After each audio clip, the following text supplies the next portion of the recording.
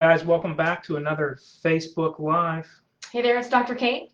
Dr. Chris, Pittsburgh Chiropractic and Wellness, thought we would talk this session about all things headache. Yeah, headache, and maybe even a big buzzword is stress and tension, because nobody has headaches from stress and tension. Not anymore, right? Nobody has any stress at all. It's been all gone. It's No. all treated, and we're good to go. If only that was the case. I know, right? Yeah. So today would be today's options for headaches. And I thought maybe what we would talk about first be when you get headaches, what types are out there? How do you recognize you're even getting headaches? And then maybe go into tips and tricks on how to treat them naturally. So I think what a lot of folks will do is they will go to that, cabinet that's in the bathroom that we might call our medicine cabinet, right? And they go to either Advil, Tylenol, and they're treating the headache on that specific day. Yeah. But they're not fixing it. No, and I like to say that we aren't getting headaches because of a lack of or a deficiency of Advil in our body. Right. Right. That is not the cause of the headaches. No. Although I get it, because I always love to talk about headaches, because I am a headache sufferer. Personally, I have been ever since I was a kid, a very young kid. And I've done various forms of treatment, which is one of the reasons why I'm a chiropractor now, is it was the one form of treatment that actually worked. And so I really, when I see patients come in with headaches, I really relate with them because of my history with them personally. Yeah, and I am actually not typically a headache sufferer, but when I do get headaches, I know exactly what the trigger was. I know what maybe I was or was not doing properly in my diet or nutrition. So I'm able to fine tune that. I know what that is for me. Yeah. So the causes of headache, or the types of headaches, first and foremost, probably the most common one out there that a lot of folks go through, maybe stress and tension headaches. Right. Because we talked about earlier, stress, right? Who doesn't have stress? So the stress and tension headaches, typically they cover the entire head. You go from front or from back to front. And the stress and tension across the upper back and neck, they can be soft tissue related over time. Our posture throughout the day. What are most folks doing? All right. Keyboarding 40 plus hours a week. We were not designed to be on the keyboard. Shoulders rolled forward, Yeah. like head down. Yeah. Phone, keyboard, add that into it. So posture plays a role in these stress type headaches. It's not just physical stress, because you touched on the forward head posture with people with the day-to-day work activity, even driving, pinching your phone. You go home, then you're on your tablet at night, texting, what have you. Everything puts us into that rotated posture, puts a lot of tension on that upper back. But that's more of a physical stress. Yeah, so there's also the regular stress from your job, stress from finance, stress from life in general, right? And so that actually causes physical stress. So they kind of bounce off of each other. Emotional stress can produce physical pain. Yeah. That's completely 100% accurate. So the stress tension type headaches, the sinus headaches are very common this time of year. Seasons are changing. Unfortunately, I love summer. It's my favorite month out of the year. My wife loves fall, winter. But this time of year, sinus headaches are common. How come? Yeah, well, the pressure's changing in the atmosphere, and a lot of people come into our office and they say, I know it's going to rain today. So they can actually feel that in their sinuses and in their head from headaches. And even, let's not forget, too, about seasonal allergies. A lot of things are in bloom this time of year. I know I suffer 2 weeks in the spring and 2 weeks in the fall from whatever's in bloom, and those can cause headaches as well, too.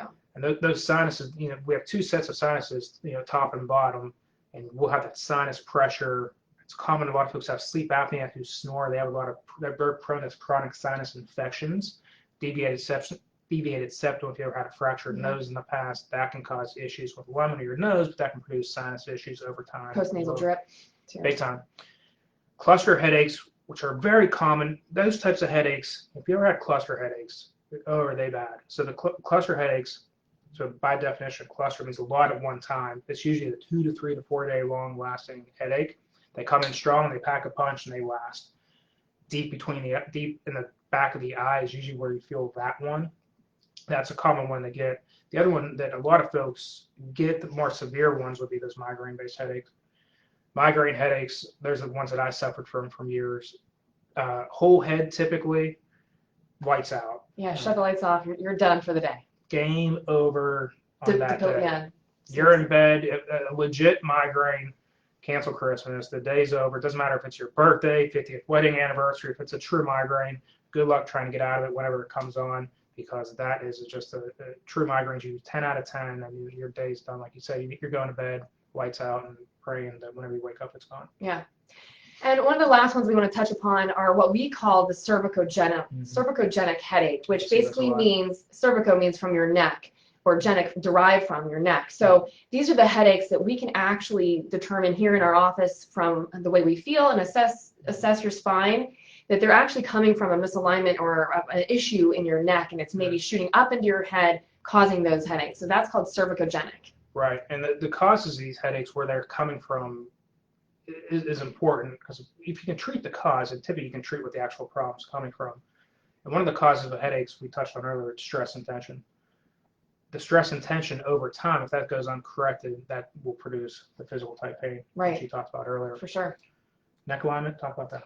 Yeah, so, like we talked about the posture, the forward rolled shoulders and neck alignment, that's causing some of the physical stress, which is also putting a stress on your muscles. So that's causing your body to work extra hard and overtime to kind of keep your posture upright. And I want to touch upon one more thing too, that embryologically, whenever you're developing as a fetus in your mother's womb, those tissues from your shoulder, your neck, and your jaw, so your TMJ, are all the same embryological tissue. So often when we are here in the office, we'll see people when they have a TMJ problem, that oftentimes they have a neck issue from that, and then vice versa too with the shoulder and the neck. They kind of go hand in hand. So we address those things globally to make sure that that problem is fixed and corrected. Chronic sport or contact sports is what we'll see with the younger kids. They're playing football, they're in wrestling, they may play soccer, or they have in the past, or they still, as young adults, are still playing some form of those activities. Mild to moderate concussions over time, that can produce chronic headaches for you as well. Microtrauma.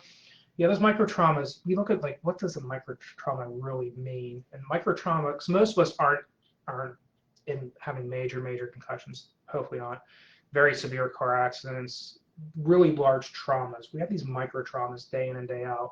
And those are the things we're doing incorrectly over time. A couple hours a day over a period of time produces a very large trauma. Yeah, and that can even be your job. Yeah. That could be something you do at your job and not even think about it. Yeah, we can, I would always challenge you, if you're out there, and if you get headaches, and you're wondering, is my posture an issue, have a coworker take a picture of your workstation and see what it looks like. And you can kind of get a really outside-in view of what your desk station looks like, ergonomically, how you're set up.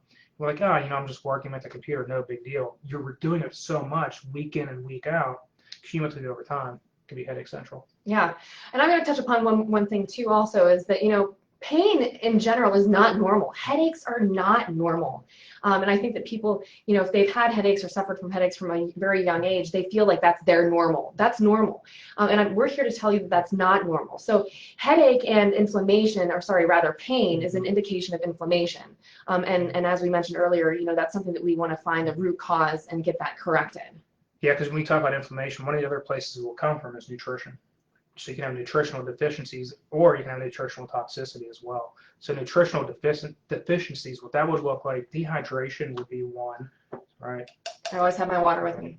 Rule of thumb. Yeah. Water intake, half your body weight divided in half. So your body weight, cut that in half, and that's your water intake in ounces. In ounces. So 150 pounds, if that's your body weight, we're looking for 75 ounces of water per day.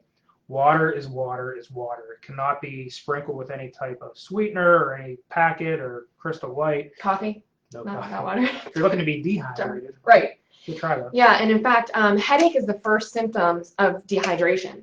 So, I always tell my kids, if they're suffering from a headache, I'll say, make sure you chug a glass of water real quick, just to make sure that that's not one of the culprits of your headache. So we look at hydrating, things that can dehydrate you: coffees, sodas, teas, alcohol, big time, right? So you have a good night on the town. Typically the next day, what happens? We wake up, oh gosh, yeah, got a headache. Bad headache. Yeah, and that's from dehydration-based headaches. So those are what deficiencies can look like. In regard to liquid, not solids, nutritional deficiencies there. One of the common ones, which I'll put patients on, is we'll put you on a magnesium supplement. And it's a good trial. We'll do it for about 4 weeks. And if you have a magnesium deficiency, you can supplement with magnesium.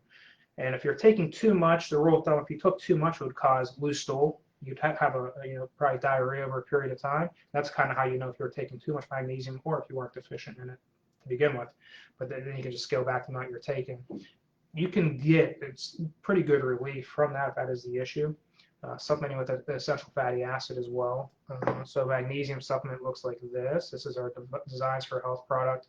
And then fish oil is an essential fatty acid. Looks Good like this. EPA, And that produces, they're anti-inflammatories. That's what we're trying to do with an essential fatty acid. And a curcumin as well, or turmeric extract, which would be what this one would be. A curcumin extract looks like that. And that's something, it's very hard to absorb, so you want to buy high quality curcumin, but it's the strongest natural anti-inflammatory that's out there that gets you out of taking a medication. So let's talk a little bit too about just an anti-inflammatory diet in general, or what does an anti-inflammatory diet look like? Yeah, that's a good question. Or in contrast, what does an inflammatory diet look like? The standard American diet. What do a lot of Americans? We're the second most obese country in the world. Thankfully, our neighbors down south, Mexico, took that title. They're now #1. But this is not a race we want to win. But if you walk around in the general public, sometimes we're going to see obesity-type problems that are taking place. The standard American diet is going to be foods that are typically high in saturated fat. They're high in sodium. You look at the chips, cookies, heavy pastas. Anything white, for the most part, is going to produce an inflammatory response, with the exception of like a plain yogurt. But anything white is a good rule of thumb. It's going to be inflammatory. Almost anything in your pantry, I hate to say, but I like the general rule of thumb I like is if it hasn't been swimming in the ocean, swimming in the river, running across the field, or growing in your garden or off a tree, those things are generally inflammatory. They're going to have a refined flour in it or a preservative in it to keep it as a shelf life. Right. I like that. So an anti-inflammatory diet would be lean protein, typically like a 93.7 fat-free protein, vegetables and fruit. Typically that's going to be a good place to start with. Try to eliminate dairy and gluten as much as possible, and any type of refined carbohydrate or refined flour is where you would start. Yeah, and I would also challenge you to take another step forward. I call it the 5-ingredient challenge, that if you are getting something out of your pantry, look on the ingredient list, and if there are more than 5 ingredients in the package, try not to eat it. Yeah, because that's going to be man-made. Right. Anti-inflammatory diet's one place to start with treatment. Stress management, since tension headaches are so common, stress management comes into play. One of the best stress management techniques I like to talk about is finding out what that stressor is. Try to manage that stressor. Some things we can't really focus on. So whatever happens on a day-to-day, we act like it can be the end of the world. Where at the end of the day, it's not. By next week, if I ask, hey, what was bothering you last Thursday? You're so stressed out about it, can't remember it. But on that day when it happened, we acted like it was going to be a really bad time for us moving forward. So adjusting, some things we have to put a lot of time on, whether we have a health challenge or family disharmony or economic issues. Those things are going to cause stress, rightfully so. But the little things we really put a lot of focus on are the things we actually end up stressing about more than we should. Yeah, and I like to take a little bit of time out of my day. Like I like to get out on the trail. I like to, not just so much for the physical exercise, but for me, it's just mental clarity. It is my stress relief. Yeah, so stress management 101, those are some good techniques there. Acupressure points. So if you have a headache coming on, there's 2 acupressure points that work really well. One, obviously, is our temporal. You can close your eyes, dig deep into your temporal side, each side, and then put some pressure there. That'll help relieve tension. The other one is in the web of your thumb. So if you go to the web of your thumb, it's not here super really towards the front. If you dig in there, if you have a headache, try to get my right part of my thumb, right in through here. If you have a headache, it's going to be tender as can be. If you put direct pressure on it for about two minutes on each web of your thumb, each side of it, that will help relieve the tension from your head. Yeah, and those are easy things that you can do if you're having one of those headaches. Yeah. Contrast therapy I like to talk about as well. Contrast therapy, you go in the base of your neck as well as across your forehead. You can use ice or moist heat. You always end with ice, so you do 15 minutes of moist heat, followed by the 15 minutes of ice, and that will help with inflammation and taking some of the pressure off. And then what are some things that we might be able to do here that we could offer? Yeah, in the office, since headaches, we're looking for natural ways to fix headaches. What can we do on a natural side of things where we're not diving in and taking Advil, Tylenol, Excedrin, migraine, etc. whenever we're getting these headaches? One would be to get checked. Rule in or rule out that the neck is an issue. A lot of times, if you have chronic headaches, you typically have, so your cervical spine, you have 7 bones that make up that part of your spine. Typically, the top vertebra is an issue with chronic headaches. How would you get that rolled in or rolled out? One is we would do the technology we have in the office. We have something called surface EMG that looks at inflammation of the musculature in the spine. We also have digital x-rays, so we would take your neck through motion x-rays, and we would see how your neck is moving along range of motion patterns, And that would allow us to see if the neck is functioning the way that it should. Yeah, that would be a good start. Those X-rays give us a lot of information for sure, and it would also help us show exactly at which level those problems might be coming from. Yeah, and if it is the cause, and that's how one of the ways you would go about correcting it, getting your spine. Yeah. Not only checked, then working on getting it fixed. And how does that relate to our posture? Good question. So the posture, if you carry your head in that forward position until you bring that head backward, so you want the middle of your ear over top the center line of your shoulder. So a forward head posture, come out towards me, that's computer neck, text neck, whatever you want to call it. Taking that head straight back, that's what good alignment will look like. When you have good alignment, your nerve flow is able to function the way that it should. The nerve impulse from your brain through the rest of your body can travel the way that we want it to. That forward head posture, like you're demonstrating, puts pressure on that nerve, causes issues in the neck. Those nerves in the upper portion of your neck, they go upstairs from your head, and typically that's going to produce one of the causes of your headaches.